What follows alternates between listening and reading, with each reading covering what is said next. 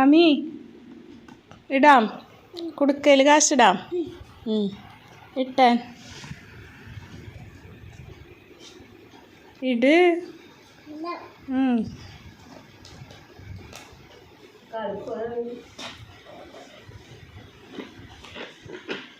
എത്ര കാശുണ്ട് കൊടുക്കല്? ഒരു കാശാ? എത്ര കാശുണ്ട് കൊടുക്കല്? 5 കാശുണ്ടാ? ആർക്ക് തരാ കാശ്? ആർക്ക് കൊടുക്ക കാശ്? പിന്നെ ആർക്ക് കൊടുക്ക? മമ്മിക്ക് മാത്രമുള്ളോ? അമ്മാമ്മക്കില്ല. പപ്പയ്ക്ക് കൊടുക്കോ?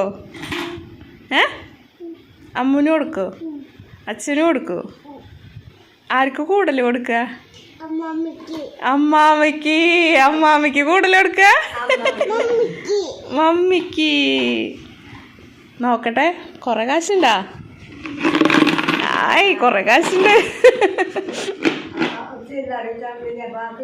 ആമിക്കുട്ടി ഇപ്പോൾ കുറച്ച് വലുതായില്ലേ, ഇനി സ്റ്റിച്ചിങ് ഒക്കെ ചെയ്ത് തന്നോടെ എന്ന് ചോദിച്ചാൽ എൻ്റെ പഴയ കുറച്ച് കസ്റ്റമേഴ്സിന് വീണ്ടും സ്റ്റിച്ച് ചെയ്ത് കൊടുത്ത് തുടങ്ങിയിട്ടുണ്ട്. അപ്പോൾ ഇന്ന് രാവിലെ തന്നെ എനിക്ക് സ്റ്റിച്ചിങ് ചാർജ് കിട്ടിയായിരുന്നു. ആമിക്കുട്ടിക്ക് അത് ആമിക്കുട്ടിയുടെ കാശ് കൊടുക്കൽ ഇട്ട് വെക്കാൻ കൊടുത്തപ്പോൾ വലിയ സന്തോഷമായിട്ടാണ്. അങ്ങനെ രാവിലത്തെ പണികളൊക്കെ കഴിഞ്ഞു. ഉച്ചയായപ്പോൾ ചേട്ടൻ ലഞ്ചിന് വന്നു. ചേട്ടന് ഇത് ഇടയ്ക്കിടയ്ക്കുള്ള കലാപരിപാടിയാണ് കേട്ടോ. ഇടയ്ക്കിടയ്ക്ക് ആൾക്ക് ഇങ്ങനെ എല്ലാത്തിലും ഇങ്ങനെ പൊടിയൊക്കെ തട്ടണം. അപ്പോൾ ചേട്ടൻ അത് ആസ്വദിച്ച് ചെയ്യും. എനിക്ക് പക്ഷേ ഇത് അത്ര ഇഷ്ടമില്ലാത്തൊരു പണിയാണ് ഈ പൊടി തട്ടലൊക്കെ. പിന്നെ നിവർത്തികേടുകൊണ്ട് ചെയ്യണമല്ലോ. പിന്നെ നമുക്ക് ഇവിടെ മിക്കവാറും അത് ചേട്ടൻ ചെയ്ത് തന്നോളും. പിന്നെ ഞാൻ അടിച്ചു വാരി തുടച്ചെടുക്കൽ എൻ്റെ ഡ്യൂട്ടി. പൊടിയൊക്കെ തട്ടിത്തരും കേട്ടോ. പിന്നെ എൻ്റെ അടുക്കളത്തോട്ടത്തിലെ കോവയ്ക്ക ഇപ്പോൾ തൂപ്പ് കൂടി അതിൽ. അത് കാരണം പിന്നെ അതിലൊന്നും കാര്യമായിട്ടൊന്നും കായ്ഫലം കിട്ടണില്ല കേട്ടോ. അപ്പോൾ ഞാൻ ചേട്ടനോട് പറഞ്ഞു അതും കൂടി ഒന്ന് വെട്ടിത്തരുമോയെന്ന് ചോദിച്ചപ്പോൾ ചെയ്ത് തരാമെന്ന് പറഞ്ഞു ചേട്ടാ. അപ്പോൾ അത് ടെറസിൽ നിന്ന് വെട്ടി താഴത്തേക്ക് ഇട്ട് തരുന്നുണ്ട്. ഞാനത് വാഴയുടെ കടയ്ക്ക് ഇട്ട് കൊടുക്കാൻ കേട്ടോ. ഈ വാഴ ഒരു കരുത്തില്ലാണ്ട് നിൽക്കായിരുന്നു.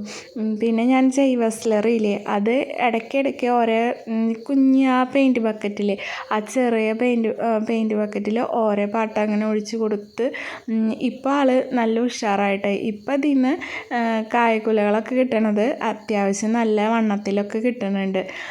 ഇപ്പം നോക്കിയേ, ഈ ഒരു 3:30 സമയമായപ്പോഴേക്കും ഭയങ്കര വെയിലായിട്ടാണ്. ഞാൻ ഗ്രോ ബാഗിൽ നട്ട് വളർത്തിയിരുന്ന എൻ്റെ പൊന്നോമന വെജിറ്റബിൾ പ്ലാന്റ്സൊക്കെ വാടി തളർന്ന് ഇരിക്കുകയാണ് കേട്ടോ. ഒരു വെയിലുദിച്ചപ്പോഴേക്കും എല്ലാവരും ഭയങ്കര ക്ഷീണിതരായിട്ടുണ്ട്. നല്ല പോലെ വാടി നിൽക്കുകയാണ്, കണ്ടില്ലേ?